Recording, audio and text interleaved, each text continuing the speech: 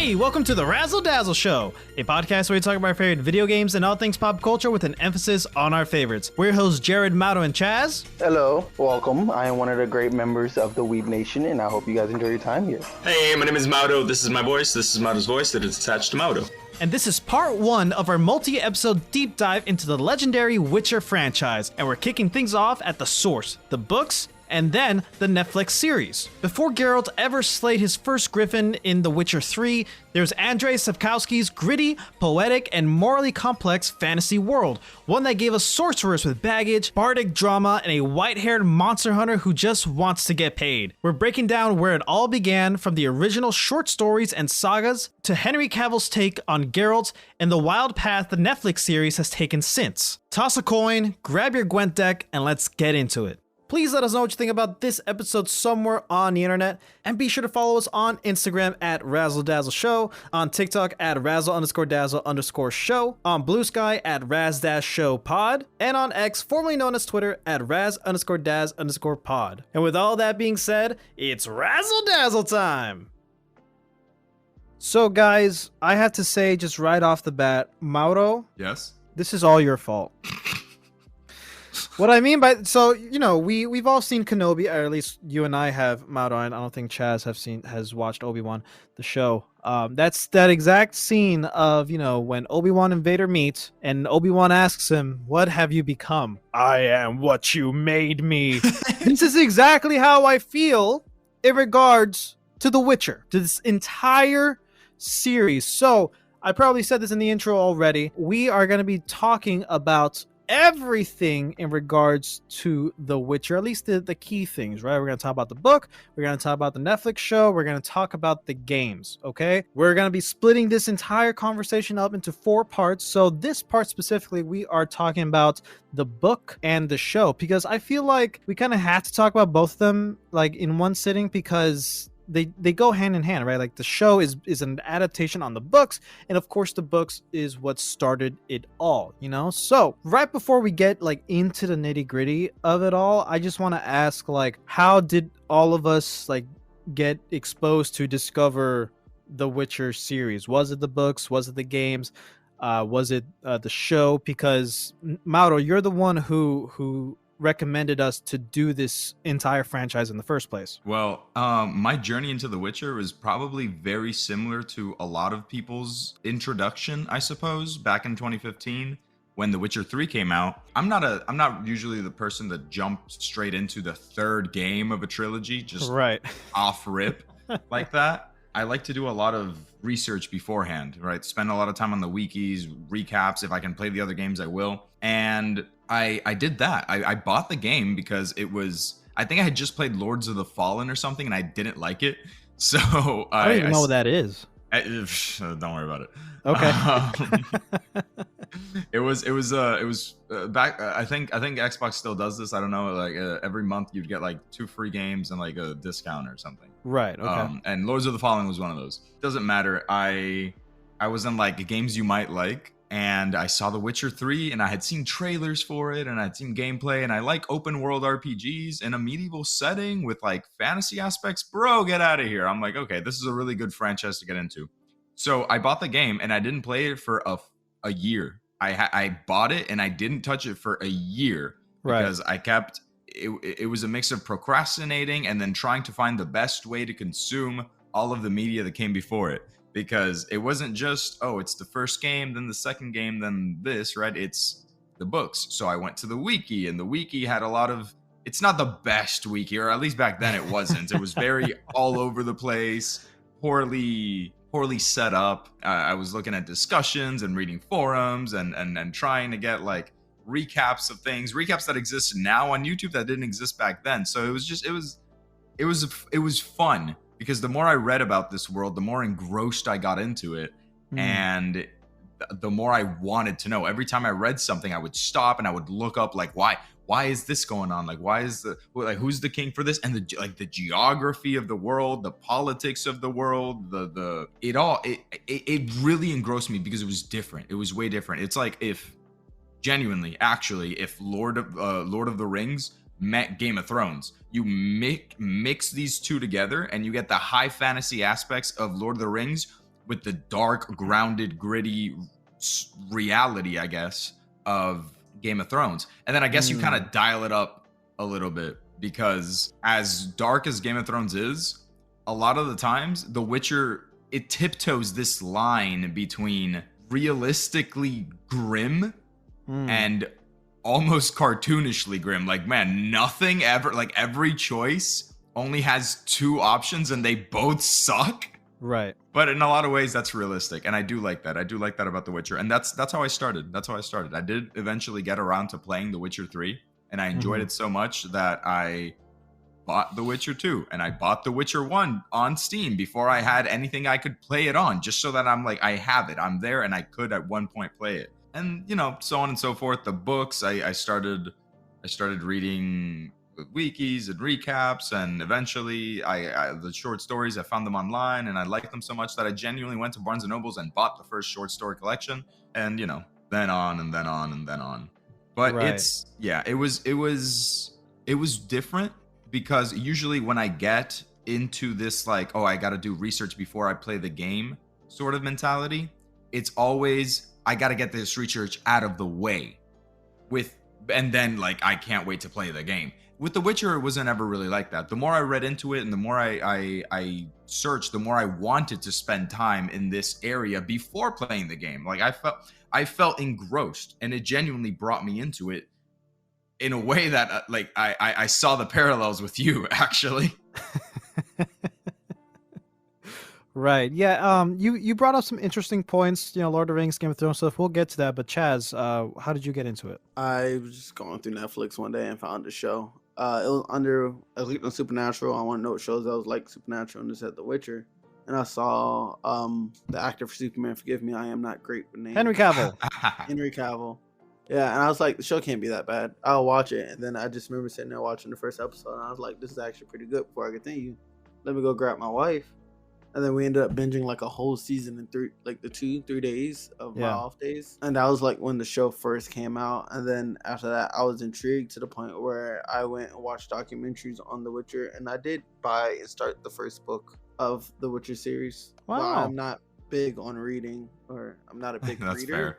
Let me rephrase that. I am big on reading. People who read, absolutely amazing. I'm jealous that you guys have the mental fortitude to put pictures to words. My brain, it takes it a minute.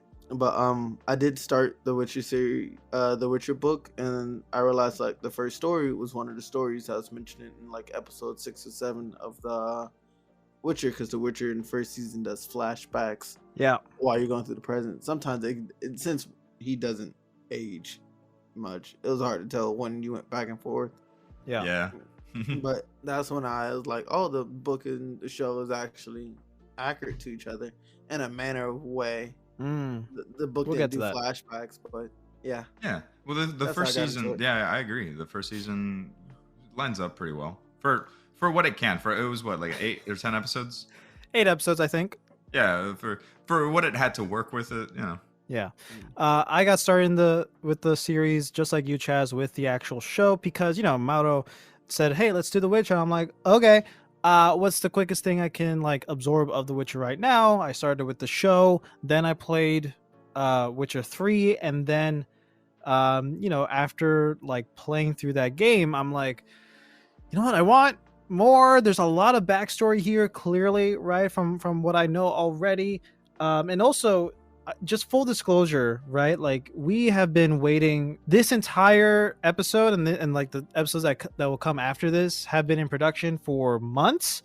Because have there been scheduling issues? Yeah, sure, but like that has been a blessing in disguise, because like I remember our first like initial set date to record our Witcher episode. The only thing I've ingested was the show and the third game, and not much else. And then something came up and we had to push it back, and I'm like, you know what, this is kind of a blessing in disguise, because now I have time. And like the more we pushed it back, the more I'm like, okay, actually wait, I have time to not only play the first 2 games, but also to read the entire series up until this point. Right now, we're recording this right before Crossroads of Ravens comes out, and so we only have the 8 books, right? And we only have the 3 seasons of the show right now, and The Witcher 4 hasn't come out yet. So right now is really the perfect time to get into the series and learn more about it. So, I was also at a Books a Million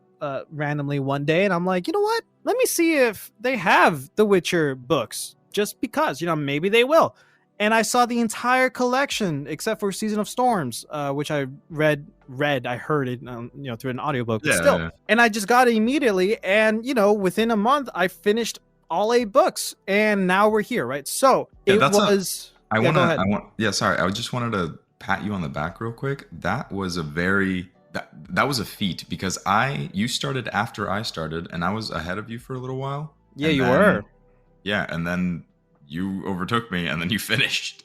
Yeah, like, not only that, but also weeks. while also playing the first 2 games. While playing the first 2 games. Yeah, that was crazy.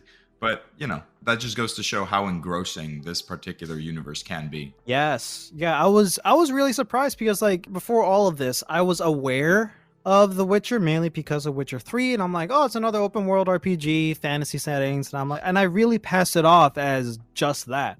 I didn't, because there's so much high fantasy stuff in media like Game of Thrones, like Lord of the Rings, there's Zelda, right? There's Skyrim, there's the Elder Scrolls, all that stuff, and I'm like, okay, what, my ignorant self was like, okay, what's so special about it? Now this is a reason why, one of the main reasons why I love this show and what we do is a key part of the show is us exposing each other to things, to series, to games, to shows, to books that we wouldn't have experienced otherwise, and then learning about them and potentially falling in love with them. That's exactly what happened with me. Once we started gearing up for these episodes, I really fell in love with this entire series. Every aspect of it, and I'm just so happy that we're finally here to talk about it. Now, okay, with all that out of the way, now let's get into the actual books. Okay, so as we know, Andrzej Sapkowski wrote these books in the 90s and eventually till now, right? He first started with Sword of Destiny, but then The Last Wish is actually the timeline wise the first book. So I think let's start with those, right? This entire series, the themes, there's a lot of moral ambiguity. We follow Geralt of Rivia, the Witcher, who can be seen as an anti-hero, but we know he's a big softie. There's a lot of themes about destiny. There's wars, monsters, of course. There's a lot of standard high fantasy stuff to go that are in these books. But I want to start off with what do you guys think about Sapkowski's Eastern European roots shaping the tone of the books? Because clearly he took inspirations from Lord of the Rings and I think Game of Thrones came out before this. So clearly there's a lot, of course, Lord of the Rings has a lot of influence in The Witcher. So I'm glad you brought up that point earlier, Mauro, and I really want to talk about that. So what do you think, in your opinion, sets this apart from those series? So yeah, Game of Thrones, the first Song of Ice and Fire book came out in '94, if I'm not mistaken. Sapkowski was writing short stories a little bit before that, but he didn't choose the novel route, to turn these stories into okay, let me make a novel series until after. Yeah. So him and George Martin were contemporaries, but I think they both kind of drew inspiration from Lord of the Rings themselves, and they were both kind of I want to make this different. I want to ground this in reality a little bit more. Sapkowski, having Eastern European influences, specifically Polish, right? Yeah. He did something a little different. While George Martin kind of leaned heavily into the medieval European aspect of it, Sapkowski really leaned into the folklore aspect of it. You'll see a lot of not just monsters in The Witcher, but curses, right? Yeah. That are based in fairy tales that you and I are familiar with. There are, let me see, there's this is a really good one. It's one of the short story that's also a season 2 episode 1 sort of adapted. Bruxa? Yes, the Bruxa and the Beast. Yeah. right? It's a nice little change. It's a spin on the Beauty and the Beast, because you have this Right. person, right? You Yeah. have this person who is this rich, spoiled kid who did something bad and then was transformed into a monster. And true love's kiss in the Disney version is supposed to be the thing that like changes him, but in real life, i.e. The Witcher, it's a lot more difficult, a lot more gritty than that. Even the reason why he was transformed was different. In like folklore, it's because he was just rude to somebody who like was asking for money, when he had plenty. In the actual book, I can't remember if in the show it's like this as well, but in the short story he did something ghastly, terrible. Yeah. And then the priestess cursed him. So even then, that's why like his European influences are. I think that's what brings the magic into it and makes the world feel real, because it's just familiar enough, right? Because you're familiar with these stories, but they have a very dark twist to them often. Yeah. Not so dark where it's like eye rolling, like Warhammer 40K, where you're just kind of like, oh my god, yeah, it's just grimdark for the sake of grimdark. No, it's consistent to how a medieval setting would most likely be. And I love that. I love that the monsters are not part of the world originally, but they've become part of the ecosystem. I love that there are the like witchers themselves are monster hunters, but they're not like the end all be all. They're just a part of this world. And the whole I don't know what it was about George Martin and Andrzej Sapkowski like get like heavily into politics with their fantasy stuff, but I mean, starting with the novels, it just gets really politic heavy. But since we're talking about the short stories, I like how I like how he did it. He had 2 books that was just collection of short stories that he had been writing for a couple of years, and it kind of gives us an idea of Geralt's overall life up until a certain point. Yeah, I really like the vignette approach to it. And, of course, Andre didn't originally intend for all this to become a whole, like, a book together. Like, he wrote these short stories to put in, like, magazines, Polish magazines at the time, and eventually grew to this big old thing. I really love vignette style storytelling in media in general, also shows and movies or whatever, like Star Wars Visions is a good example, like a modern example of that. We have a lot of cool separate stories within this overall universe that is like super freaking cool, and they're tell their own unique and pretty concise story with a beginning, middle, and end. And usually we're like in the second act of these characters' lives, or even the third act, and they're like reflecting back on that. And we do get that within The Last Wish and Sword of Destiny, where we get these individual stories, these individual adventures, because they have their own unique things to tell, and they all have a purpose, in at least to teach a moral, I guess, or to at least showcase that not everything is cut and dry. And also we're following this cool badass dude known as Geralt of Rivia, the Witcher. What is that about? It's like a monk, warlock, warrior thing, or whatever, So I really like The Last Wish and The Sword of Destiny because of that, because we're getting all these individual stories, and they're being told at different points in time of Geralt's life. Of course, we're following Geralt. He is the main character in this series, kind of, and we'll get to that. But I do like that these individual vignettes showcase different parts of this world, of the continent, and we get to see how society is within these different parts. Like, we have some political stuff, we have some just standard monster hunting stuff, how some things happen in villages, and how like some very isolated things with with just like that Beast and Bruxa stuff, so like we have a lot of different types of stories being told over the course of time, and to me that is unique, at least. Also, like, thinking about it at the time of the release of these books, it is very unique, and I really love that we get to really explore all these different aspects of what makes this world special. Yeah, I like that it's also a very easy, or not easy, but a soft introduction into the Witchers, because novels Yeah. themselves are like, for people, even for people like me, right? I have to really be invested into something if I'm gonna devote time to like reading and learning, or even audiobook wise.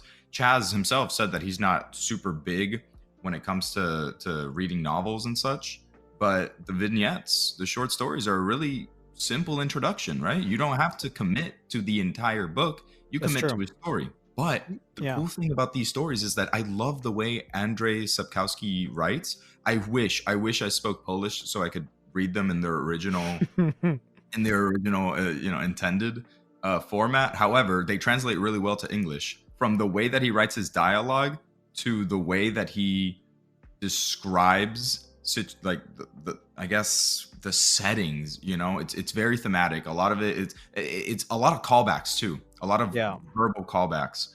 Sometimes his dialogue doesn't even include dialogue. It's one of these one of the novels. There was a dwarf with a parrot on his shoulder, and the parrot would swear and curse because the dwarf swear and curse a lot, right? Yeah. And there I was think that was Blood of Elves. Actually, no, I think that was way past that. That was when Geralt was already traveling with his people. It might have been time of consent, Then but not. Baptism of Fire. Yeah. Most likely. But the reason I brought that up is because there was a point where, and I love this, I laughed out loud actually. I was listening to the audiobook version, and everything that the people were saying was in quotation marks, except when it got to the parrot. We had already had a couple of explanation, like a couple of examples of what the type of cursing and swearing that the parrot does. But in this one, instead of actually saying it, Sapkowski just wrote, and a slew of expletives regarding the person's mother, and something shoving inside of them came from the parrot's mouth. And the fact that he just leaves it up to the imagination, you can already assume what that parrot was saying about somebody's mother. But it's so much funnier when you just kind of let your mind wander instead of just writing it out. Like, oh, the parrot said this. No. The parrot just let out a slew of expletives surrounding whoever's mother was in the way. Like, that sort of imagery is present. It's heavily present, even in the first couple of short stories. And that is what drew me into the actual books and made me want to read them, because they're good, not because I got to get them out of the way so that I can enjoy The Witcher 3. In terms of like introducing a new fantasy world, now this is where I have a hard time getting into like a lot of high fantasy stuff. Like, I like Lord of the Rings. I've only seen the movies like a handful of times. I've seen The Hobbit. I've never read them. Game of Thrones, I don't really care about, because that's just politics heavy, and I'm not into that. And I don't really like a lot of the politics stuff in The Witcher either, but we'll get to that. But introducing a brand new high fantasy setting, a brand new world with all these kingdoms and all these rulers and all these other factions and things, whatever, all these places, it can be overwhelming. There's a lot of terms, there's a lot of things, and usually, like, a good storyteller will not just sit down at the very start of the book and be like, okay, before we actually get to the story, here are some terms you got to know. There is the Kingdom of Redania, there is Vizima, there is Oxenford, there is Cintra, there's Nilfgaard, there's all these Redania, This is why these kingdoms are important, and this is where they are. This is who these places are ruled by. Why does that matter? There's these major, like, I'm so glad we didn't get that, because that's just information overload, and I really hate that. Not saying that Game of Thrones and Lord of the Rings do that, but like, I feel that there are so many moving parts in those other series compared to The Witcher that is just very hard to follow. Now, like, there's names thrown everywhere, and we're supposed to be like, yeah, I follow, like, yeah, I know what that means. I know all these nouns. I know all these terms. No, I don't. You're talking about this thing that happened 20 years ago or like 2,000 years ago, and this is like the first time we heard about it. I'm like, I don't know what that means, dude. I don't know the significance of that. Do we get to explore that? Sure, maybe. But like, initially, right? For The Witcher, we get to see bits of that, right? Like, we hear sometimes about like a war going on. Like, for example, the Battle of Sodden, right? We don't actually get to explore that in the No, books. We're just not. told that a giant event happened.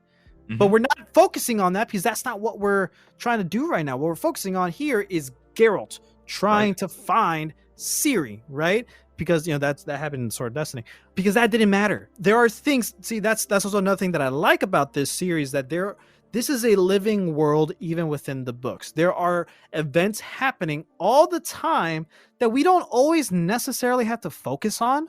Yeah. But they're there. We are told that, even like in the in-between sections of chapters where it's like, here's a verse from a book, or here's a Dandelion's 50 years of poetry or whatever, and we're told bits about that. We're given some context, and that's nice. I love that so much. I'm sorry to cut you off for a second. No, go ahead. I'll let you continue, but those little excerpts in between chapters make the world feel so much more alive, without doing all that unnecessary stuff that you were mentioning, right? About like having to just information overload you on things. The writer knows that the reader is smart enough to put pieces together. You'll give me an excerpt from a book that is nowhere, like it isn't even mentioned in the right in the series or whatever, and it's like a depiction of witchers or a depiction of a prophecy or whatever. Right. Yeah. Based off of this little blurb alone, we now know that there's literature surrounding certain things. There is a bias, right? Because the person who wrote it clearly had a specific agenda in mind. And this is what people in this world read. So this is their opinion on things. It does so much with so little, and it doesn't detract. Detract. It's not even... I would say it's not even necessary, but I mean, it's so small that, like, why wouldn't you read it? You know what I mean? Yeah, for sure. It's like it's literally a paragraph. Sometimes it's just a sentence or two. Yeah, and that's all it takes. And that also gives the reader knowledge of, like, again, this is reiterating that this is a living world with so many moving parts that everything can be important, but it doesn't have to be for the actual focus of the main story, which I think we should get to now. So, as we know, we are following Geralt of Rivia, the Witcher, on this journey of life and destiny and all that stuff, with a lot of monster hunting and stuff like on the side, right? So I think the first two books really do a great job at describing, or at least showcasing, the monster hunter aspect of the Witchers, right, as like a clan or as like an entity, right? And we see that, like, the first story, The Witcher, the first short story is about about the Striga, right? The most famous, I think, short story adventure that Geralt has gone through, because we see that in every iteration, right? Like, I'm pretty sure that was like the first episode of the show, and that's also like how the first game started, with that cutscene of like showing what a Witcher really is. Not only does it show a cool monster hunt, and like we actually get to hear or read about how a Witcher deals and preps with this, but we also see like the whole getting the contract. We were talking to people, trying to get more context and information from Geralt's perspective, because he's just thrown into this. Like, there's already some stuff happening. He's just like, okay, what's going on here? And I need to hear both sides. Okay, cool. It is not just plain and simple of like, I need to kill the monster. Not all the time, because Witchers and Geralt are meant to be observant as well. Not only are they supposed to be neutral, but Geralt does a good job at looking at both sides and being like, okay, what's really going on here? There's a curse placed upon King Foltest's daughter, who was born a Striga due to incest, right? And Geralt learns this, and he's like, you know what? Instead of killing her, because this isn't her fault, I'm going to break this curse, but I need to do all these things and prep for that. So, and so therefore he does it.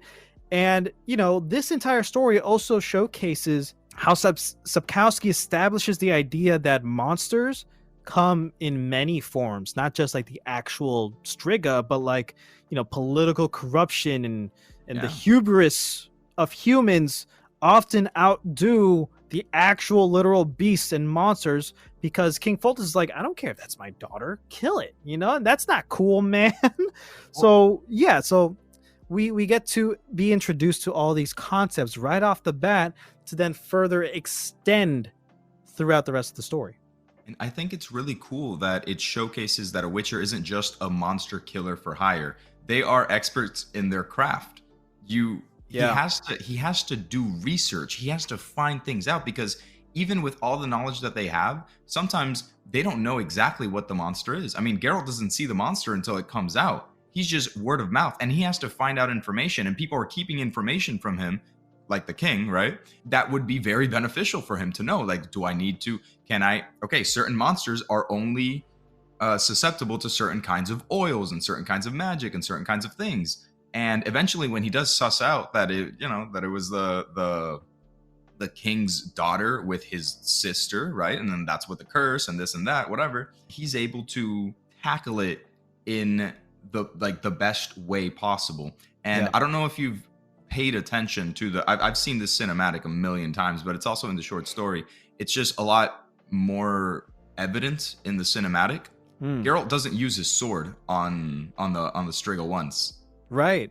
Yeah, he doesn't. I mean, he takes it out at the very end to scare the Striga after he's already kicked its ass a little bit. Yeah. But because the point wasn't to kill it, he didn't take the sword out. He used a silver chain. He used magic. He used his own surroundings to, like, the Striga was coming at him, and then he moved out of the way, and the Striga jumped, slammed into the wall. He even punched it. He punches the Striga.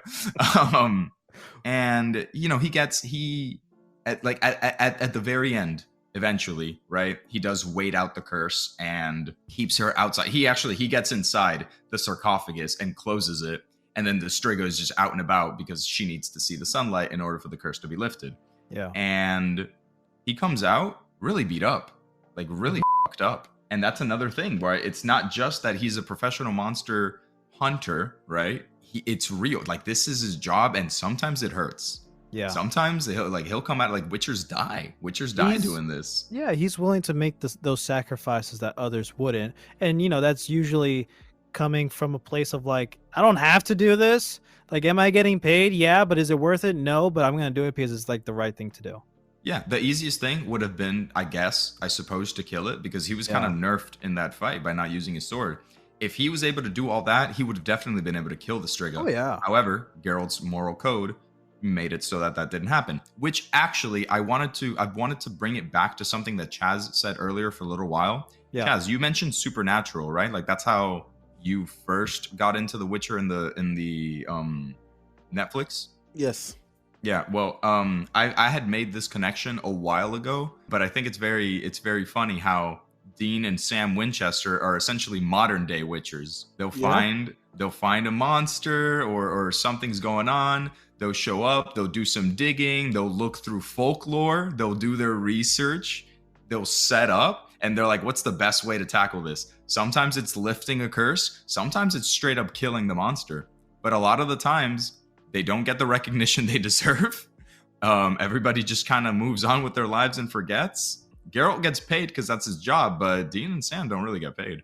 But they don't get paid at all. They don't get paid at all. But that's a cool little connection there, a nice little parallel that I had noticed. I'm glad we got to talk about at least that one important. I feel like that first short story with the Striga is very important. Of course, showcasing all these things that we talked about. Like, I know we can't possibly go through every single bit of the series of the novels, but I'm glad that we got to spend some time with that. But so to continue on a bit, at least with the overarching narrative that starts within sort of Destiny, where we get introduced to Ciri, why she's important, the whole Child of Destiny thing. My actual phone Siri got activated when I said that. Wrong Siri. Yeah, wrong Siri. How that whole, curse from Duny got broken, and the whole Child of Destiny thing, the child surprise, how that got started in sort of Destiny was, to me, the best part of the book. And every moment that features Ciri from here on is what I am invested in. So, like I said, I don't like a lot of the politics. I really don't. It doesn't matter to me. And again, all the terms flying about like this king and that queen, this king ruling this place, that place.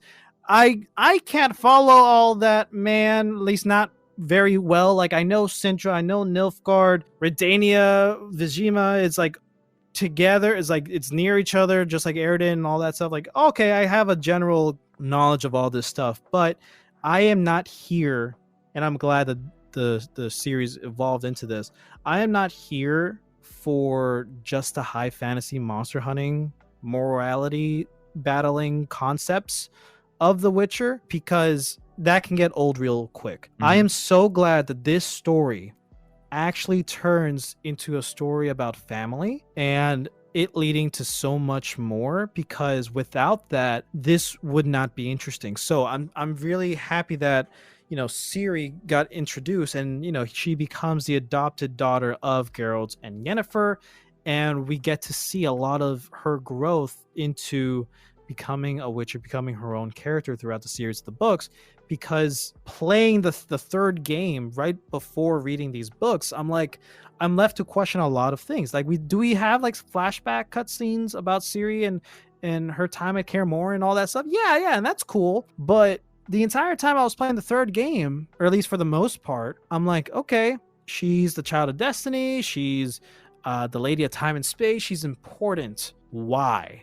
And also, why does Geralt and Yennefer care so much? I mean, we're told why, and I'm like, okay, that's cool. I can understand that, but I want to know more about like the actual bonds they build, and we get to see that throughout this entire series. And Blood of Elves, I mean, Sword of Destiny does a great job at introducing that, but Blood of Elves and The Time of Contempt really does a great job at building these bonds between Geralt, Yennefer, and Ciri, and making this family come together and really establishing the love that they have for each other. It really is. It really, in its core, it's a story about family.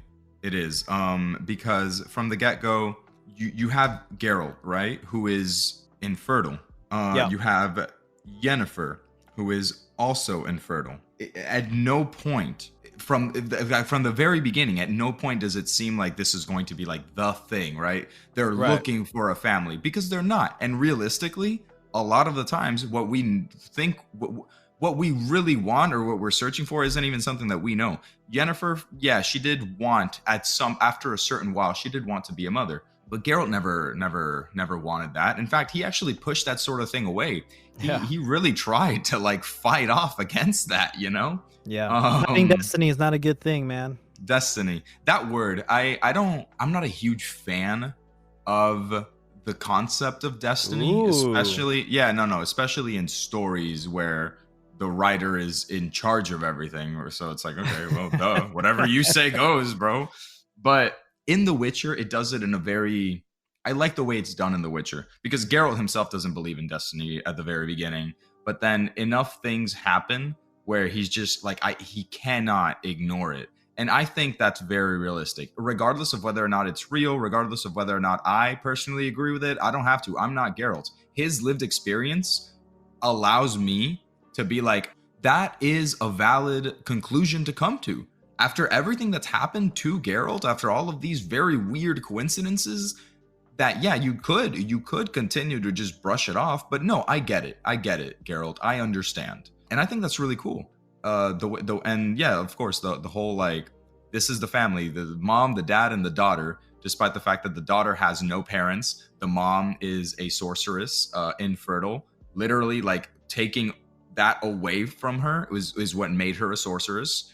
And Geralt being so stripped of like his profession is supposed to be, you're stripped of humanity. You can't even be a father. You have no emotions, even though that's not true. And we know it not to be true. And we know it not to be true, not just for Geralt, but Blood of Elves also showcases that the other Witchers in Kaer Morhen are also not like that. They're rough and all that stuff, but they care for Ciri at the end of the day. Why? Because Geralt brought her home. That's it. The Witchers in Kaer Morhen are, a makeshift family, right? Because, there's Ciri's uncles, right? Yeah, uncles, Vizmir's like the grandfather, right? And even like at the beginning, they're like, why, man? And Geralt's like, dude, I tried to run from destiny. I renounced it. I didn't go pick up my child of destiny after those 6 years, I tried to run from it, but then it just somehow found me in Brooklyn Forest. And there's this moment after they got out of the forest when they met up with Mousak where it really hit home to me about like, what is this series about? Who is the actual main character? Mousak said to Geralt, "You think this is all about you? No, this isn't your story. This isn't your life that we're talking about. This isn't who or what's important. This is all about Ciri. Everything that's going on around you in your life, this is all about Ciri. She is your destiny, whether you like it or not." And we see that throughout sort of Destiny, where like he also leaves Ciri with Mousak, but then at the very end, after the Battle of Sodden, they still come together somehow, right? And even throughout the rest of the books, they get separated but always come back. Mousak said this series is about Ciri because it really is, because everything has to do with her. She like, and I really do like the Chosen One type of storytellings, like Star Wars, right? I like that stuff, but there's something about The Witcher that doesn't make this type of story trope, I guess, feel forced or old. It's just like, this is literally what it is, and we can't do anything about it, even though that kind of sounds forced, but it just doesn't feel forced. No. I wanna piggyback off of that because you're correct. You're correct. You're absolutely correct. It's the coolest Chosen One story I've ever seen in my life, and I've never thought it was like a Chosen One thing until you said it just now. But it's true.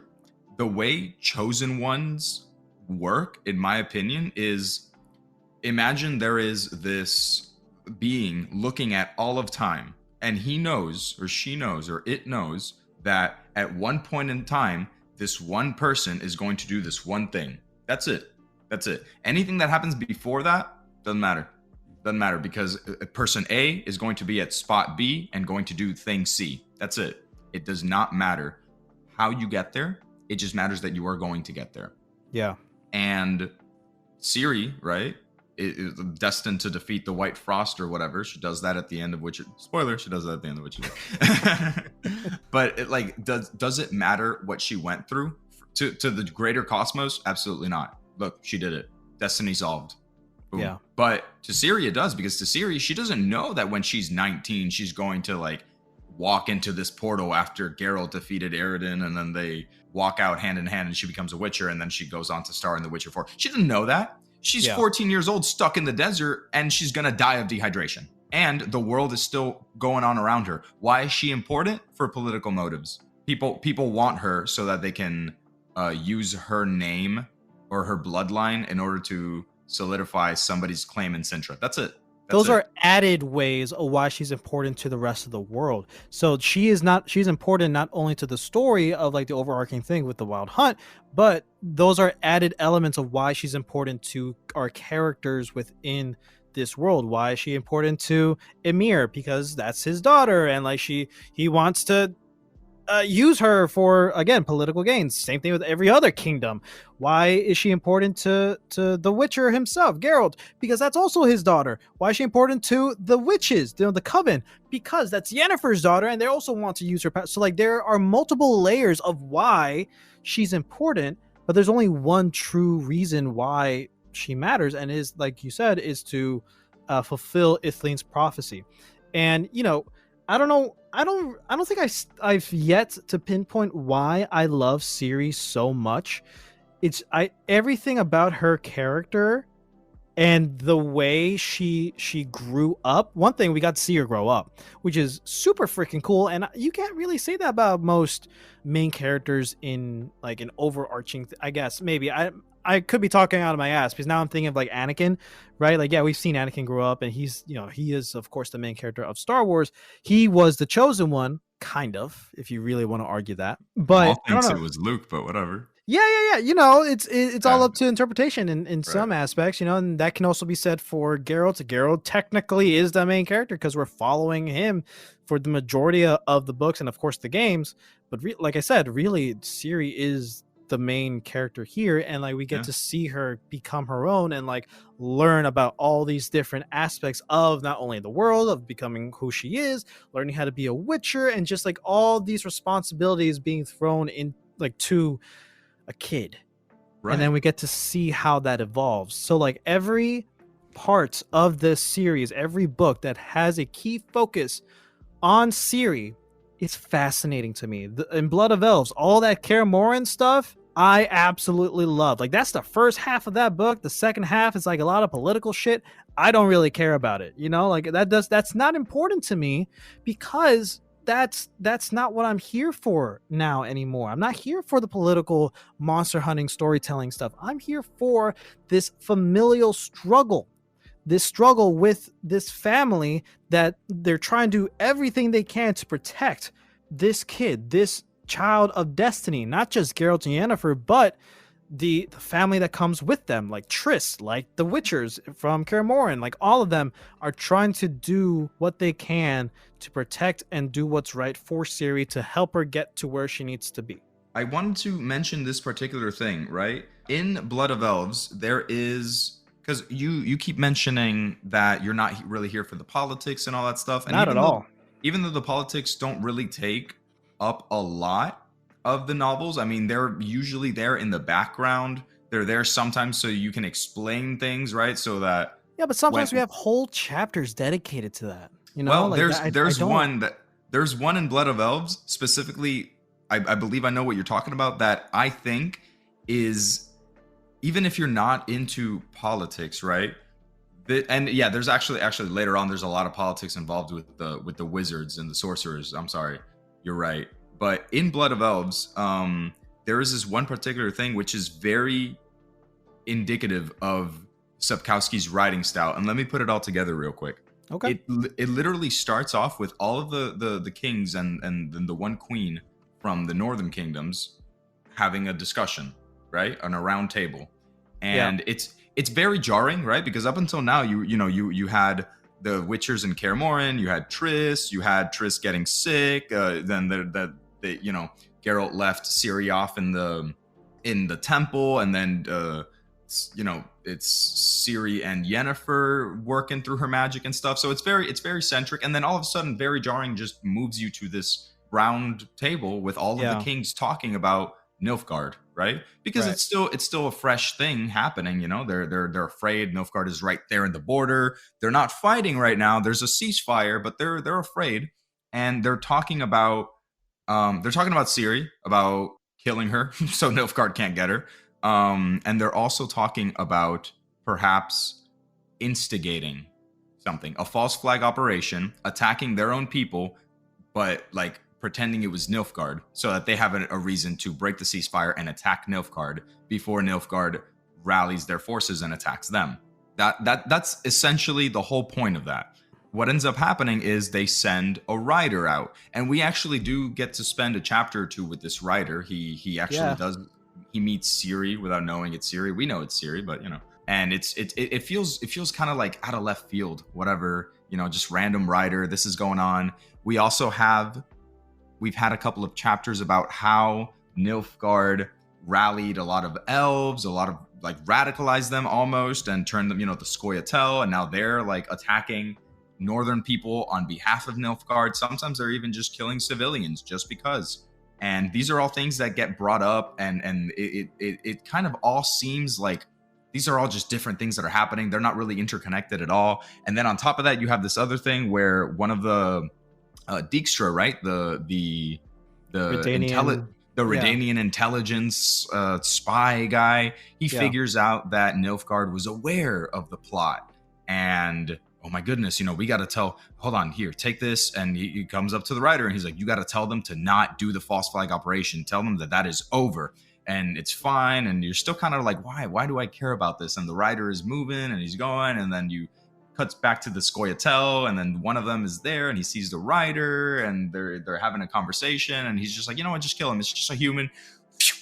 With one arrow, the rider goes down. The message never gets received. Yeah. And then all of these things kind of come together, and the false flag operation happens. Nilfgaard knew about it. Boom. Nilfgaard invades. Nilfgaard invades hard, and on top of that, this all just so happened to coincide with Yennefer, Geralt, and Ciri hanging out in the tower where all of the mages were coming together to discuss this exact thing, this whole like socioeconomic situation with the world. And it's all because one writer, wrong place, wrong time, one random Scoia'tael who didn't even know who that person was, who was just convinced by another Scoia'tael, kill him, he's human, who cares? And all of that just kind of, like, what was the point of it? A million different moving parts just so happened to, like, create the perfect storm, and then boom, now you have the War with Nilfgaard Part 2, and it sets the stage for the rest of the thing. And it doesn't get the whole coup and invasion of Aretuza and all that stuff. Right, all of that stuff. And you didn't have to have all of that information in order to happen. However, he doesn't do this a ton. He does this one time, and it makes it more believable in the future every time some crazy thing happens, right? Oh, Geralt and these people, they finally get to the river, and they have to cross the river, and they're finally on the barge, and everything is good. And what's going on over there? Oh, son of a bitch, it's Nilfgaard fighting with these people. And they get to the edge of the forest, and they finally get to a town, and hold on, wait a minute, what's going on over there? Oh man, it's Nilfgaard. They're attacking the town, and they save this girl from being burned alive at the stake, and they can't even enjoy their like the fact that they did it because Nilfgaard's invading again. I don't have to throw out there and be like, oh, what a crazy thing. And Nilfgaard just so happens to be wherever these guys are for tension. That's so lazily written. It's not. I believe that Nilfgaard was there. I believe that Nilfgaard was around. I believe that these other things are happening because just because we're not aware of them doesn't mean they're not happening. In fact, we got a very lengthy, very spread out situation of exactly that, right? Things happening. You're right. Without us knowing. You're right. You bring up, so when I mean like I don't care about the politics, I don't mean that they're not well written. You're right. The entire lead up or build up to the coup, the whole invasion of Aretuza at the end of Time of Content is super well written with all those moving parts. Going back to a point that we made, that this is a living, breathing world where things are constantly happening. Yes. Yeah. Same thing with Baptism of Fire, exactly what you just said. When they're trying to cross the Yaruga, they're caught between the middle of the Nilfgaard fighting the northern kingdoms with Queen Meve leading the four.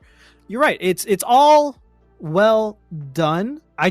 My thing is I just love Ciri, Geralt, and Yennefer so much that I just want to spend time with them, period. That's just a preference, but that I do not want to take away from the fact that this is very well laid out. And you're right, it does make it seem more organic for the rest of the series, including Baptism of Fire, because I really feel like the series bogs down a lot there. But for the Tower of the Swallow and the Lady of the Lake, there is a lot of other moving parts from other kingdoms, especially Nilfgaard, and all these other things are happening when Ciri is separated from Geralt and Yennefer. They all have to do their thing to somehow reach her. So throughout Baptism of Fire, Geralt and his company now that is progressively building, he's getting a party to save Ciri where he thinks is in Cintra, while we're exploring that, we're getting to see the fallout of what happened after Aretuza, after Nilfgaard's other invasion. And I think that's a cool thing to see? Yes, I love it. We're back to the roots of the first two books of we're seeing more misadventures of Geralt while also experiencing overworld stuff, and I like that, and of course my favorite part of Baptism of Fire is when we get to, I'm pretty sure this happens in Baptism of Fire, or if not, the very beginning of Tower of Swallows, where we get to Toussaint. I fucking love Toussaint. Pawn my word, Toussaint is the best place to be in the Witcher world, in the continent, in the books, in the games. I don't give a that is the best place to be, and I love Toussaint so fucking much. I agree with you. Actually, I think the fandom agrees with you too. A little while ago, I saw a Reddit post where somebody posted, they were like, oh, is Novigrad the best city in all of video games? Oh, no. Hold on. He goes, is Novigrad the best city in all of video games? And then the top most liked post was, Novigrad isn't even the best city in that game. man, Tucson. Upon my word, man, it's so Yeah. reading that. Just so how many times "upon my word" is said in that book is so On funny. my to me. word. It's so funny. Anyways, yeah. So I think there's a good point to talk about like the show and like because we're in this conversation we're past the point of what the show has a showcase. Of course, Yeah. the first season of the show is the first two books, right? Is Sword of Destiny and The Last Wish. We get to see all these short stories while also seeing the present stuff with Ciri and like how does she end up with Geralt, and we get to see something that we haven't really explored in the books is the Battle of Sodden. So we have there's a lot of issues with this series, with this show. And I think this stems from overall like big picture stuff. There's a lot of problems there, but I think if we like scale it down, narrow it to the specifics, to like little details, I think that's where the show shines in compared like for adapting this book series into a show, because we already mentioned like the whole Striga thing and like the Beauty and the Beast episode and all that stuff. Like by themselves, I think they do a pretty decent job at adapting these short stories for TV. Okay. Yeah. But I think overall, like an overarching story, like I think they do a pretty bad job. I don't like the whole time skipping thing, like it feels very artsy to me in season 1 and I just don't vibe with it. But when we actually get to Ciri, like after the Battle of Sodden and all that stuff, then that's where I'm like, okay, I'm interested now. Okay. And like I said, the series was my first introduction and I didn't really care about the show up until this point. And the whole Battle of Sodden thing, we get to really see everything that happens before that. But again, that's a lot of politics, that's a lot of political stuff, and that just turns me off. Okay. I want to bring it to Chaz for a bit because Chaz has seen Chaz. You saw the first season, right? Yes, I did. Just the first season? I saw all 3 seasons. Oh, you watched all 3 seasons. Okay. I did. And you haven't read the books or the novels? Negative. I have not. Okay. All right. So, as somebody who's only consumed the show, right? I have 2 questions. First of all, how do you feel about it as a whole, as its own thing, right? Without the knowledge of like what goes on in the books and stuff. And my second one would be, well, actually, first question. Yeah, that. You want me to just answer the first question now? Yeah, answer the first question first. So for the first question, I wouldn't say I love the show. I did enjoy the show very much. And I have this weird obsession, or not obsession. Yeah, I'll go with obsession. I have this weird obsession for like monster hunting things that aren't. I wonder why. Because like I don't know how to describe it to you. Like when you hunt monsters, to me it's better. It's more humane than hunting other humans. And I do get like you said earlier, like for Witcher, for Geralt, he hunts more than just actual monsters, because sometimes people are the monsters in certain cases as well. But like I enjoy the aspect that, like he said, he has to talk to people, get information, and he doesn't get like thanked for it. Like he gets paid for it sometimes, but a lot of times he don't. Sometimes he goes to their area and then there's just something going wrong, and he fixes it, and that's what I just enjoyed. And then obviously his great handy sidekick, not Ciri, but you know him as Dandelion. I enjoyed the comic relief of Jaskier the most. I think Jaskier is what brought me into the show in season 1. Interesting. Yeah, but then season 2 and 3 he becomes less Jaskier to me.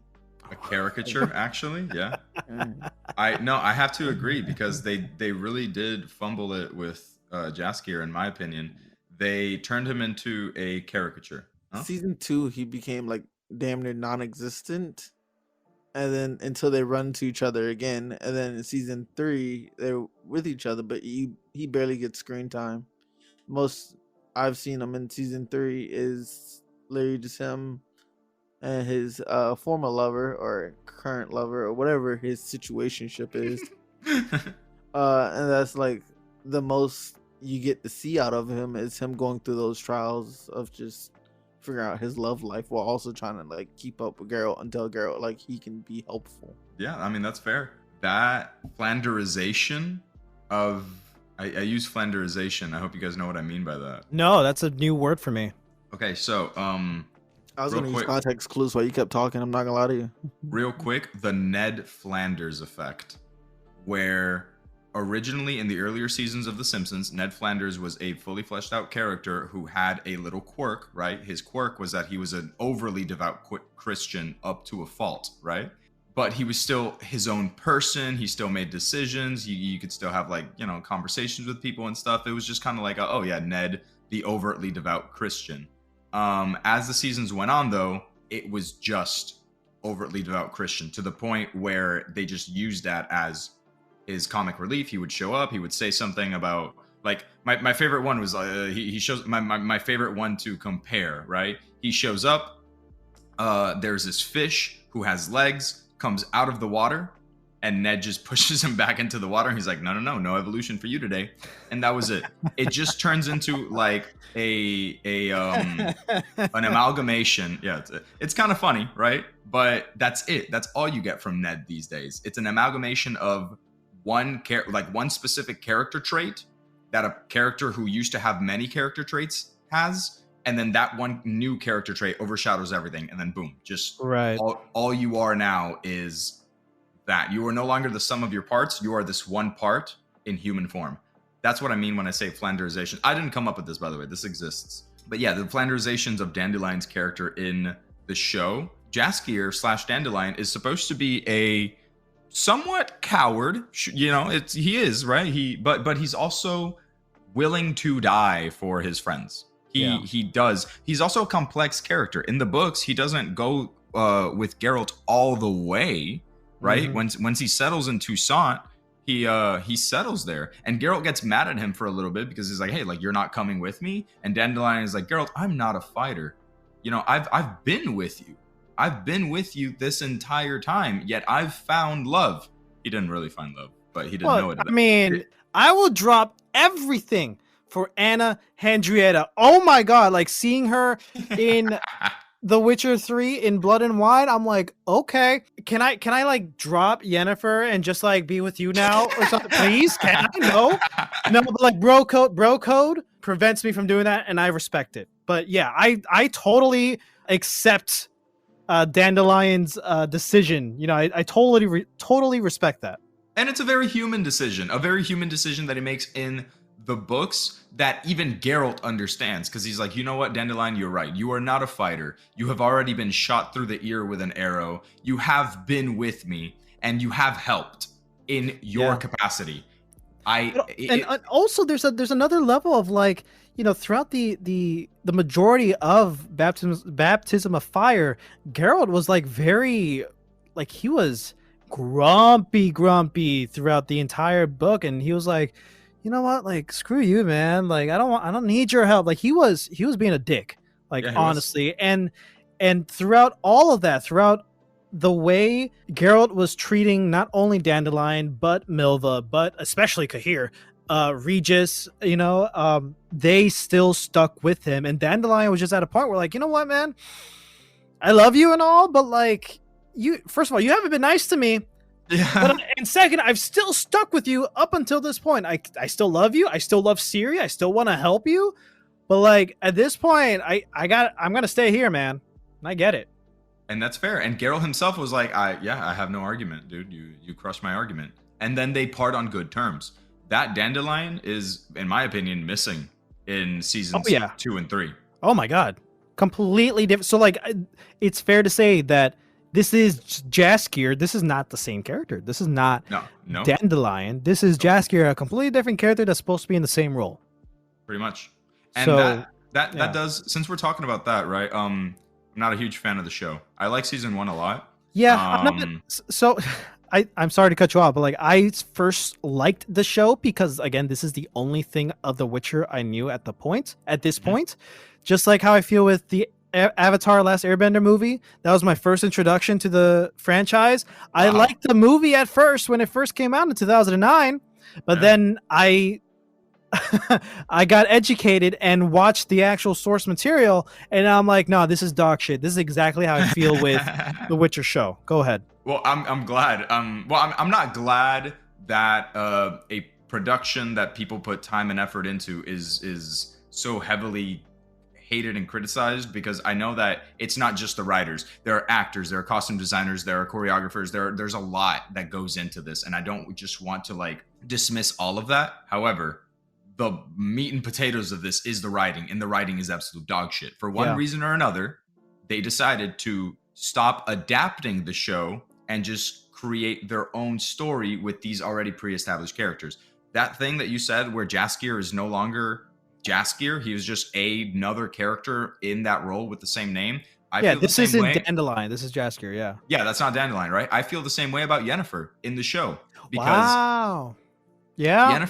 Yennefer in season 1, sure, like whatever, that's a younger Yennefer. She is a little more. Yeah, we get to explore her backstory, which we only got a little bit of in Time of Contempt, I think. Right. Yeah.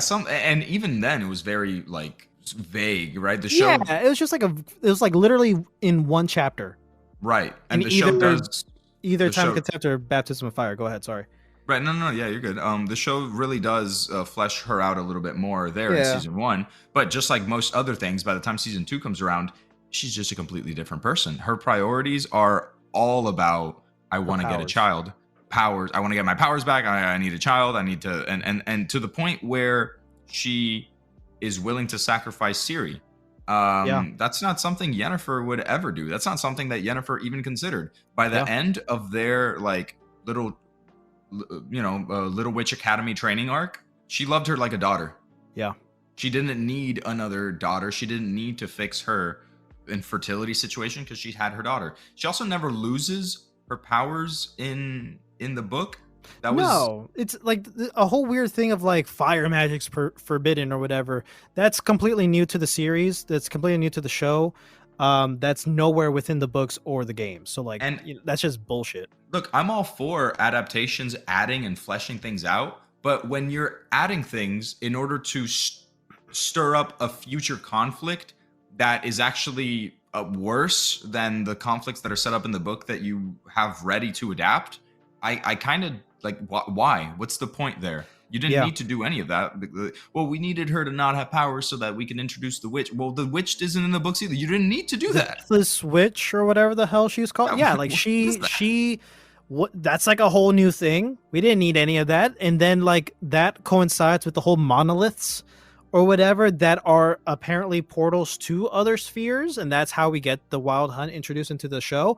That's like, we didn't need all of that. We don't need new things, like new exposition items to introduce a thing that can easily be solved in this world, because you know why? There's magic. There's magic. The answer. Magic. And also we get clear explanations on how the Wild Hunt like appears in this world, in the continent, with with elven magic, because that's what they are. Like we don't need anything extra.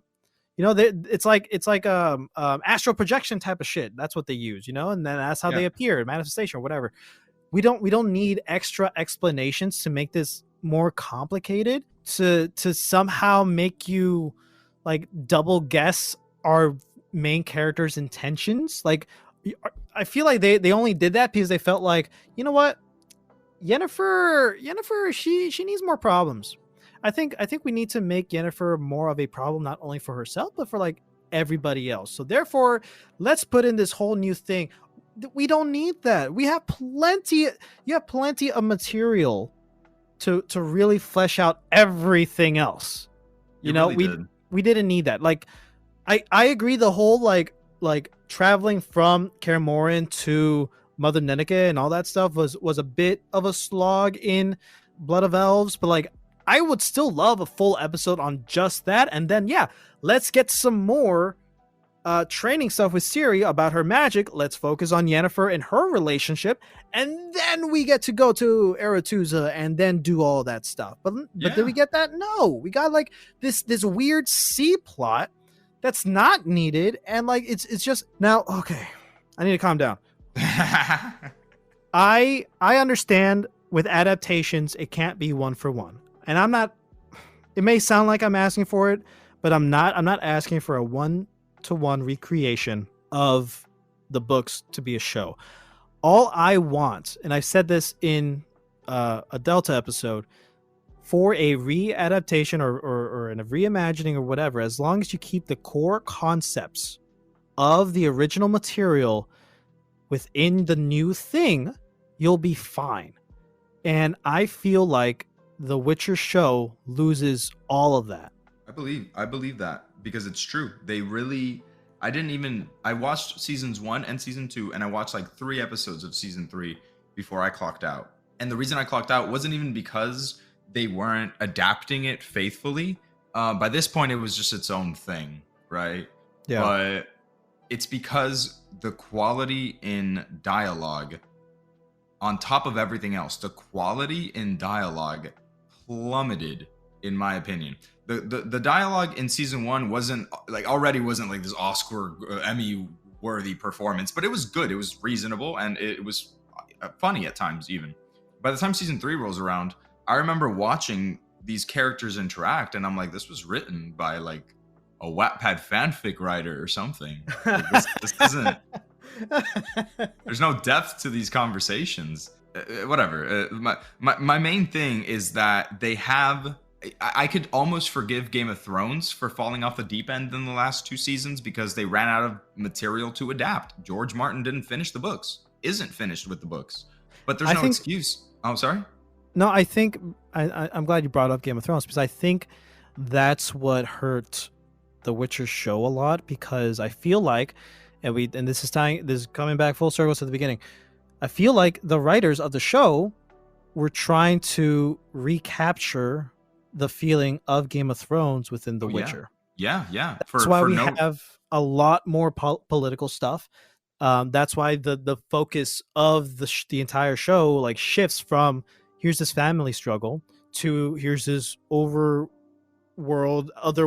struggle that really doesn't flow right, and it's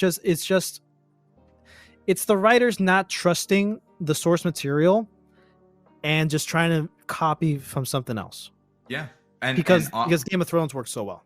Ironically enough, what they were trying to capture was the success of Game of Thrones, because at the end of the day, money runs the world, right? Yeah.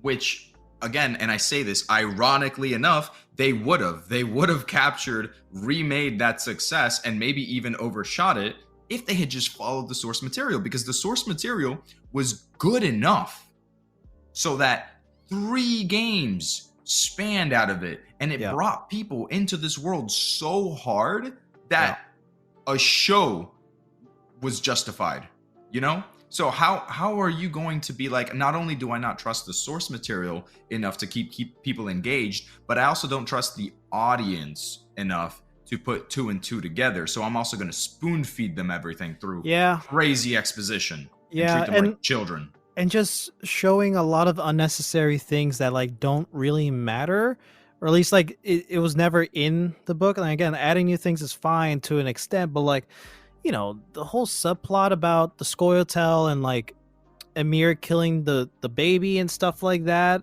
Fringilla's baby, and like that, I don't know, like I know that's supposed to lead to the whole Battle of Aretusa thing, but like it really didn't fit well in my opinion. Like none of that really served the purpose that was supposed to serve, you know, like I never believed it.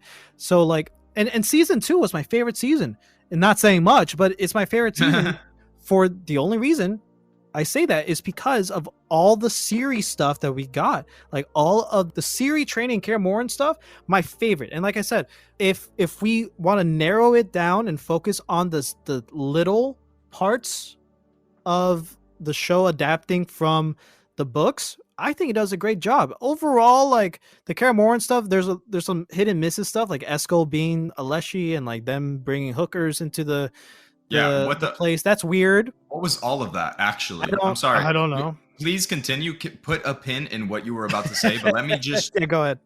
Okay, Eskel turning into Aleshi, that was already unnecessary and bad, right? Because that we only get one monster a season, and they decided to use this part of the show of this season for the monster and like change an entire character. for no reason. And also, that wasn't even change an entire character because that was not Eskel. Eskel was supposed to be this like calm, like Vesemir. Like if Vesemir died and somebody took over Kaer Morhen, it would be Eskel. You know what I mean? But then not only do you do that, but also bringing the prostitutes into Kaer Morhen. Nobody is supposed to know. Nobody is supposed to know where this fortress is, and you're bringing you're bringing a demographic of people that interact with the most amount of people and talk to the most amount of people. What are you doing? And I'm supposed to believe that there's just like a brothel down the mountain. Yeah, right. It takes days. It takes days to get up to Kaer Morhen. Did he like send in a message, like a messenger pigeon 2 days beforehand? It's like, hey, can we please have a party up in here and like bring some of your finest so women? Silly. It's so dumb. Come on. It's so dumb. Other than that, everything else following Ciri's training in Kaer Morhen, loved it. The Triss coming in and like also trying to help Ciri, love that stuff. You know, her training with Yennefer, that was pretty cool. For the most part, until the whole betraying thing. But point still stands. Like, again, the highlight of this series of the show is Ciri, and everything else just kind of falls through. I think Henry Cavill does an amazing job as Geralt. I do think some practical stuff like the eye contacts could be better, but whatever. That's just me. Other than that, I'm not really excited for season 4. Season 3 ended off starting Baptism of Fire with Milva in the group now, right?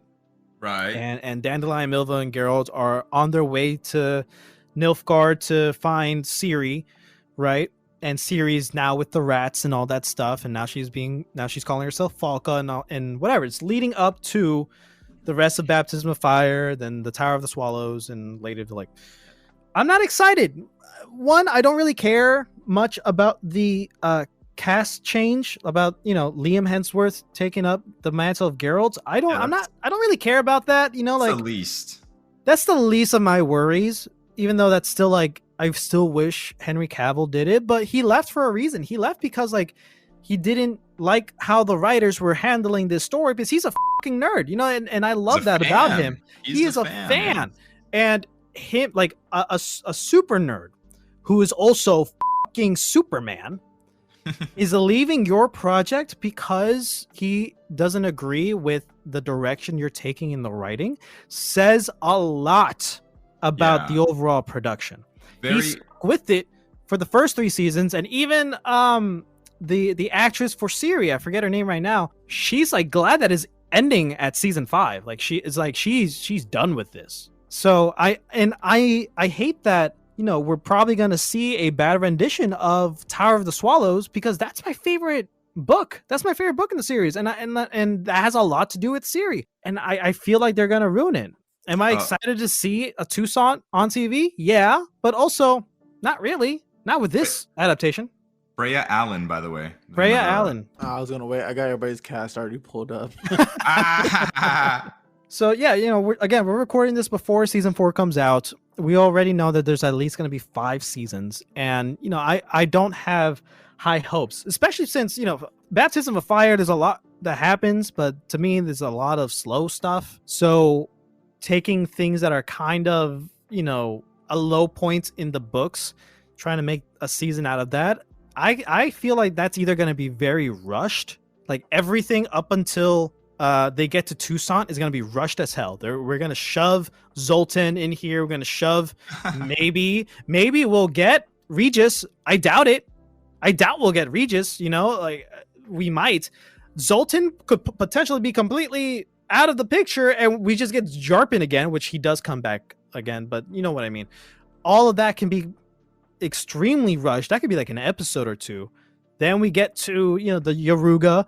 Then we get to see the moment of when Geralt officially becomes Geralt of Rivia, actually knighted by Queen Maeve, which is really cool. Which is a really cool touch in the books. Yeah, and we just get shoehorned in the middle of Tower of the Swallows. And really the parts where I feel are really important in the rest of this series, especially starting from Baptism of Fire, this is where we really get zeroed in on Ciri's story, where she really takes the forefront of it for the readers, because she's doing all this stuff with the rats, which, you know, she's learning a lot of life lessons that, you know, she's making a lot of mistakes, and I'm cool with seeing that. But it's just I don't think they're going to really go about it well. How do you guys feel? Well, and I think this is very tragic, right? Because if season 4 is actually a really good adaptation, then I can't even be super happy. Like, I'll be happy that it is there, but I can't be super happy because it's a little too fucking late. A great adaptation of something that could have been a great adaptation from the get-go, and if it's really good, all that's doing is proving to me that you could have done it from the start. You know what I mean? Agree. Yeah. If it's bad, it's like I don't feel any more disappointment. I'm already like at the state where like, yeah, this is a bad show, and I might not watch season 4. I mean, maybe out of curiosity, maybe because I'll still watch them, but like, you know, they seem to be aligning a little more, right? Like they're, the reason I say this is because it seems like they sort of learned their lesson. They seem to be aligning more with where the books are supposed to be going, right? You know, Geralt has his party together.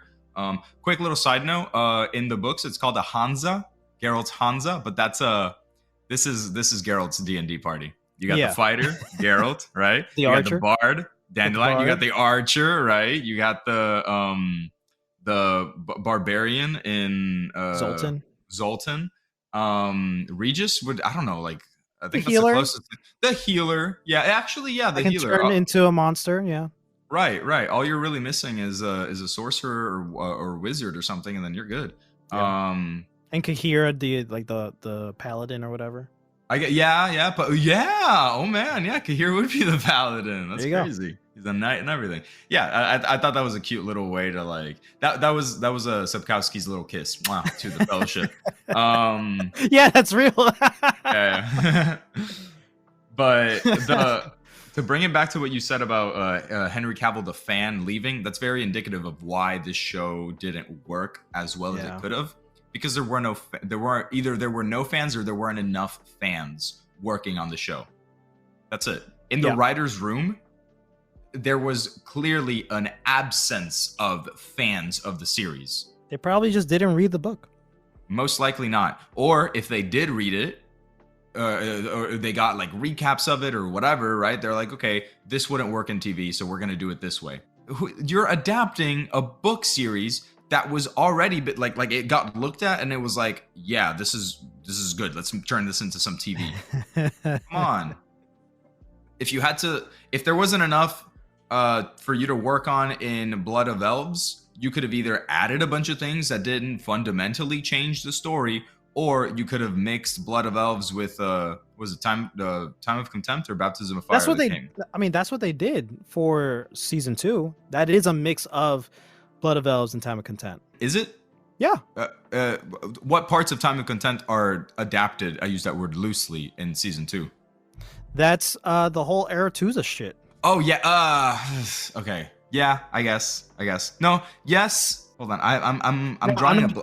I'm not saying the entirety of Time of Contempt. So like what the series does is they blend the first half. So like the first half of a season is, so like for season 1, right, is the first half is The Last Wish, and then the second half is sort of Destiny. What they do with season 2 is the first half is Blood of Elves, the second half is Time of Contempt, and what they're doing with season 3, or what they did with season 3, is they did the rest of Time of Contempt and then starting off with Blood of Elves. It's like, it's a weird thing that we're slowly getting through. So for season 4, I'm assuming it's going to be the rest of the rest of Baptism of Fire, and then we're going to start getting for the second half of season 4 Tower of the Swallow stuff.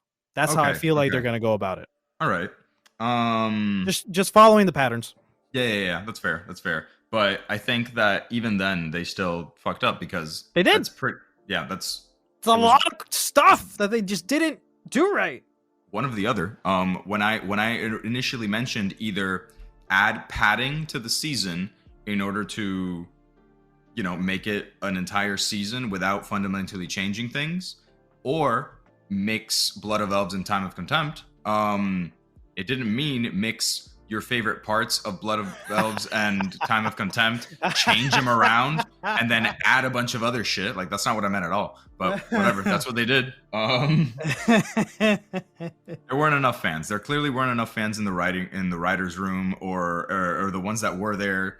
Their voice just wasn't listened to as much, and it's it sucks. It's very sad because it could have been, and it actually started off being like great. It started off fantastic. I love season 1 because it does as best of a job as it could, right?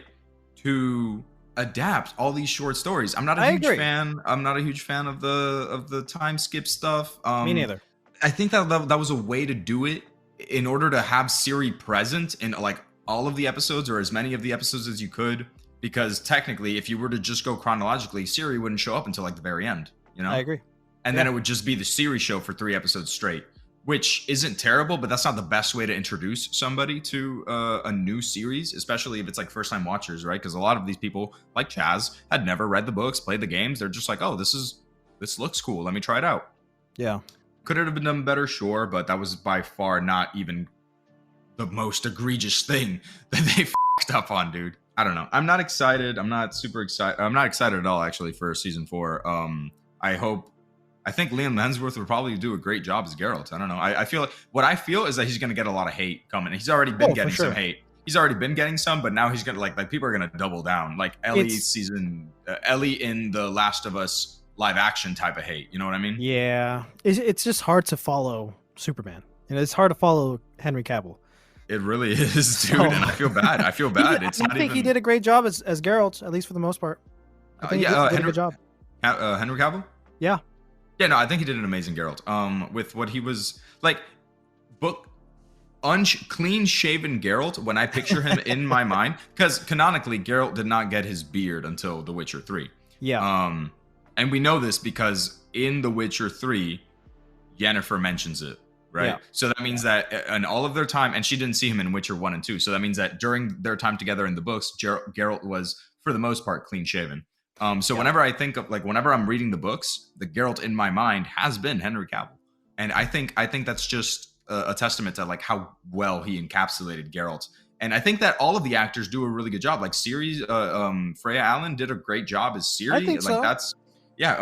When I'm reading, it's difficult to picture her younger. Like when I picture young Ciri training in Kaer Morhen, for some reason, my mind always defaults to like the flashback Ciri from Witcher 3, but. Right. Outwards, like from that point forward, whenever it's Ciri with the rats, or Ciri through the desert, or Ciri like making her way through life and fighting, and her versus Leo Bonhart, like it's show Ciri. So yeah, I think that's a really good. They did a great job with the casting, and the actors themselves did a phenomenal job with what they were given. But there's only so much praise you can give to dog shit. I agree. To end us off on a good note, let's just say our favorite book and what we liked about it. Well, for me, my favorite book is The Tower of the Swallow. Yeah, man. Yours as well? Yeah, it's like I love, like, my favorites are that and Lady of the Lake, but Tower of the Swallow is just so good just because it's all about Ciri, you know? Like, yeah, we get some Geralt and Yennefer stuff, but like really the main focus is about Ciri, you know, like she's gravely injured. She is found by, after the events of Baptism of Fire, like she is injured. She's found by Visigoda of Corvo, you know, who is a scholar who nurses her back to health and stuff, and she recovers, and I like that she gets to tell Visigoda about what has happened, how she was captured and tortured and forced to kill by Bonhart and stuff like that, you know, just all of that. Like, we get to really explore her connections with the rats, and like we get to hear about a lot of things that she was going through. She gets Kelpie, her horse, which is, you know, super cool, super fun. But yeah, she, you know, Bonhart, a sadistic bounty hunter, for people who don't know, you know, slaughters the rats, like the group that she's a part in, captures Ciri.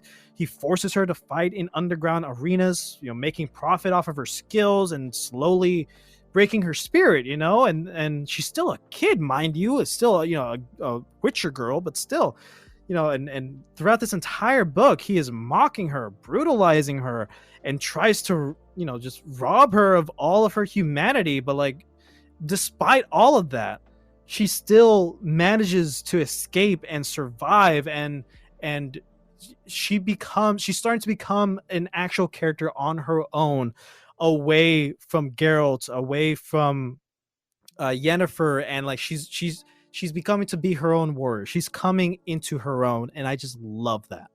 Yeah, actually, I'm gonna go ahead and change my pick. Okay. That was really good. I took all from you. That was really good. That was really good, and it was only 37% because you took all the best bits. But I have there's this Reddit master post here by user Penguin2359 that gives you like a short recap of each chapter of all the novels. Yeah, and yeah, I've had that here just so that I can remember what happens in which book. And Lady of the Lake actually has to be my favorite. Very, very close to Tower of the Swallow, but it has to be my favorite specifically because of the end. Lady of the Lake has a lot of cool things like Ciri traveling through different like dimensions and stuff like that, different worlds. She ends up in I don't know if it's our world or like King Arthur's fantasy world. She ends up it's Arthurian legends. Yeah, she ends up in Arthurian legends, which is cool. She meets really cool. Galahad. Yeah, they talk about Merlin the wizard. That's nice. Yeah. Ciri actually, she brings the Black Plague with her. That's right.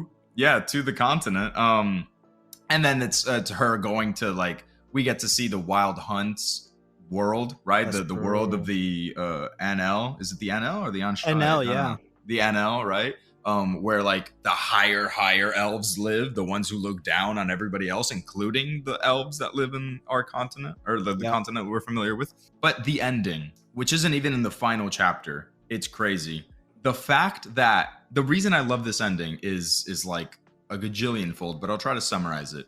You assume in a novel series that the last battle, the big battle, is going to be this like monstrous thing, right? Or that there's just been this one big bad that you have to like deal with, right? Emir, or perhaps the leader of the Vilgefortz, right? Which he was there, or do you think that like maybe even like the leader of the Wild Hunt, right? Like one of these things, like something is gonna happen, and all of these people are gonna come together, like some Lord of the Rings thing, Game of Thrones, whatever. But it doesn't really happen that way. The war is raging around them, and nobody in this world cares about Geralt or Yennefer, right? Aside from the fact that maybe they might help them get to Ciri, right? But what you end up having is Yennefer is kidnapped by Vilgefortz. Leo Bonhart, somebody who was introduced later into the novels, who ended up becoming like one of Ciri's biggest tormentors, is there as well. Yeah. Ciri ends up in Stygia Castle, and then Geralt arrives with his group at separate times to the castle. So like, it's one of those, this is why I love Sapkowski's writing style, because a lot of things that he had set up just so happen to coincide, and you find everybody finds themselves in this castle, and then everybody dies. Things that are set up 2 books prior. Prior, yes. Yeah. 2 books prior. It all comes down to this, and you have it's very fitting, because even Geralt's original party isn't all completely there. Zoltan isn't there. Dandelion isn't there. You have this new person, this little girl, and Gulamine. She's there. Kahir's there, and Gulam. Sorry, I don't know. Like, dude, I can't pronounce a lot of these names, especially the Elven names. My lord. Yeah. But I do love that. I love that it's they all have like some sort of cohesion to them. It all makes it seem like part of the world. Like when you hear a specific name from Star Wars and you're like, yeah, that's from Star Wars.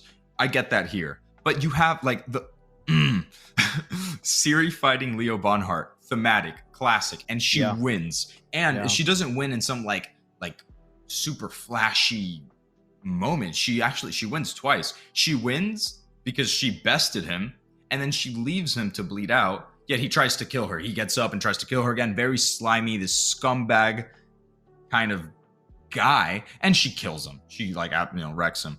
Then you have Geralt fighting Vilgefortz, who, again, it was established that Vilgefortz is the better fighter. Vilgefortz wrecked Geralt back in Aretuza, or during the coup.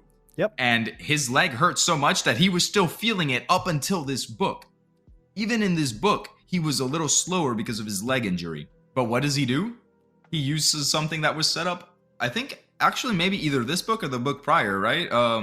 One of the sorceresses, I want to say Fringilla, but I'm not sure. One of the sorceresses gives him a medallion, and that medallion has magical properties. Yeah, it was Fringilla, yeah. It was Fringilla Vigo, right? So Yeah. Geralt can't beat Vilgefortz with magic. He can't beat him with swordplay. He can't even beat him at speed. What can they do? He can beat him in a way that Vilgefortz didn't expect. Illusion. Vilgefortz thinks he's striking Geralt, but because the amulet that Fringilla gave him actually messes with his perception of things, he attacked in an area where Geralt wasn't, and that's all Geralt needed to kill Vilgefortz. Yeah. Now, those are two really good ones. Geralt wins against Vilgefortz. Ciri wins against Leo Bonhart. Everybody else doesn't.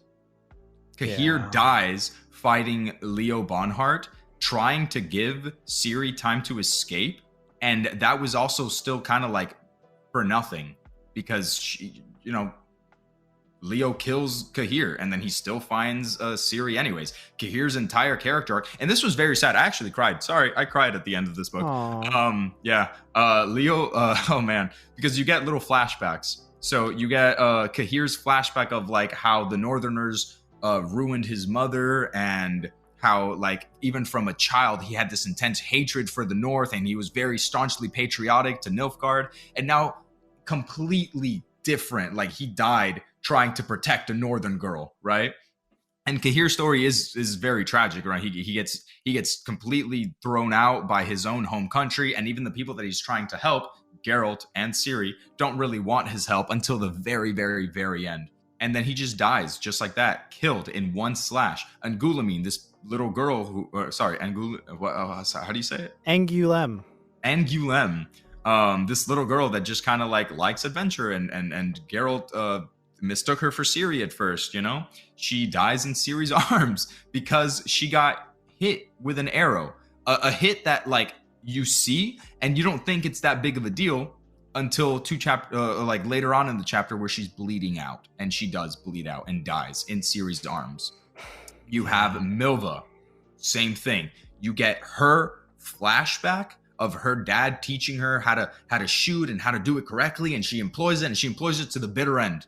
And then she dies because she got her target, but the target got her too. So they both died. They both kill each other. And it was literally just some random person. It wasn't this big, I'm going to hold the door thing while you guys escape. No, she just died. It just happened. And then same thing with Regis. You have this vampire who's actually more powerful than everybody in this building pretty much, except maybe Vilgefortz, who just, again, dies. He's there. It's Regis and Geralt and Yennefer versus Vilgefortz. It's a 3v1, and then he just gets blasted. Obviously, if you played the games, you know that he comes back later on in Blood and Wine and stuff. He didn't actually die, but that was not the intent when Sapkowski wrote it. He killed him. Yeah. So you just see him or if you're reading this for the first time, boom, he's dead. Boom, gone. Yeah. And it's just like that, one after the other, dropping like flies. All of Geralt's Hansa are just gone. His party is just gone. And eventually they kill everybody, and they don't kill everybody, but they eventually just wipe out, and then the family gets reunited, and they're good, and they're so tired, and they come out, and then it's Nilfgaard at the door, the emperor himself. It feels like everything is against these people, man. And I cried at Milva's death, I cried at Cahir's death, I cried at Angulim's death. It was a very tear-jerky day, I'm gonna tell you, dude. But the ending itself is also kind of bittersweet, because you have Emir has a change of heart, very human. After everything, he looks at his daughter and he's just like, we don't see this, Ciri sees it, says it, but I'm gonna choose to believe her, right? He looked at his daughter and he was just like, I can't do this. I can't. Yeah, go. It's fine. It's a weird change of heart, but I'm glad it happened. I'm glad it happened, and it's something that like I didn't witness, so I have a hard time believing it. But I mean, that's what Geralt and Yennefer were feeling too. Yeah. We're put in their shoes, right? Ciri just Yeah. comes back. She's like, Nilfgaard is gone. Everybody's gone. Emir changed his mind. Okay, and they actually are. They're all gone. And Geralt and Ciri and Yennefer bury their friends, and then they go out and like tie up a bunch of loose ends. A bunch of people that had helped them are now dead. That sucks. And then eventually they do make it to Rivia. I think. Yeah, Rivia at the very end. Very thematic, by the way. The place where Geralt isn't from. The place where Geralt isn't from, but was knighted and subsequently lost that knighthood because he abandoned his new queen. Yeah. I love that part, by the way. Geralt has been Geralt of Rivia his entire life just because he had to choose a name to get legitimacy from. And then because he participated in a battle that he only participated in so that his friends would like have time to, we got to patch Milva up. He was knighted. And he just so happened to be in Rivia, so he became Geralt of Rivia officially. That little smirk that he got, I got that smirk, whatever. And it ends with a pogrom. Two people get into a fight, and then it just becomes this bloodlust that Geralt, again, very human, this monster hunter who managed to defeat the most powerful male wizard, because in this universe, female wizards tend to have are more powerful than male wizards. So I think Geralt v Yennefer would absolutely mop the floor with Geralt. But, versus Vilgefortz, he managed to kill him. And how does Geralt get taken down? Some random guy in a pitchfork because Geralt didn't have enough elbow room to move around in, And the ending itself is very bittersweet. The last time I cried, 4th tier, was they all put them into this boat and they move them away, and then Ciri like transports them somewhere, and they wake up in somewhere else and they're in each other's arms. And I like to think that that's real. I like to think that that's them in some area, because I mean Geralt she took them to the Isle of Avallac'h. The Isle of Avallac'h, right? And some people, I've read online that people are like, well, that's just like, that's heaven. They're in heaven. They're dead. Well, no, that's a real place. Yeah, that's a real place. And Geralt, it's mentioned that Geralt has like bandages on him. Why would you be bandaged in heaven? Whatever. Yeah. It doesn't matter. The point is that for some reason or another, Ciri felt like she had to leave that place, and she did. And when she's recounting the story to Galahad at the very end in the last chapter, she talks about how, and Geralt and Yennefer got married and everybody was there. And then she starts listing off all of the people like Dandelion and this person and that person, but she also starts listing off people that are dead. So that's how you know that whatever Ciri is saying right now didn't actually happen, but it's sad. It's really sad because there's a lot of people that died for no reason. And that is why I love this series, because it's realistic, not realistic to the point where it's boring, but it's realistic to the point that at no point am I rolling my eyes. There are no like, oh man, with my dying breath, I'll give you this. No, sometimes people just die. Sometimes Milva survived arrow after arrow, fight after fight, a miscarriage, only to die because she was a millisecond too slow. And even then, she was fast as hell. She just so happened to be going up against somebody who probably had an entire life of archery thrown upon him as well. My favorite book. It's God, man. You're right. No, all of that is just making me recount all these events, and it's not a happy ending, right? Like the Witcher saga in the books ends not with happy endings or world saving, but with loss, exile, myth, right? Like Ciri's journey is one of deconstruction of childhood identity, prophecy, and even a genre, right? Destiny overall, I think this is part of the themes. Destiny is real, but so is trauma. And healing doesn't always mean returning. The saga ends with a legend, not necessarily closure. So that's why we still have this open-ended ending to the books, where CD Projekt Red, fans of this book, of this series, of this saga, takes that and expands on it. All right, that's all the time we have for today, guys. Thank you so much for joining us on another episode of the Razzle Dazzle Show. Be sure to let us know what you think about this episode somewhere on the internet, and be sure to follow us on Instagram at Razzle Dazzle Show, on TikTok at Razzle_Dazzle_Show, on Blue Sky at RazDaz Show Pod, and on X, formerly known as Twitter, at Raz_Daz_Pod. Be sure to rate us 5 stars and leave a comment down below. We'll catch you on the next one.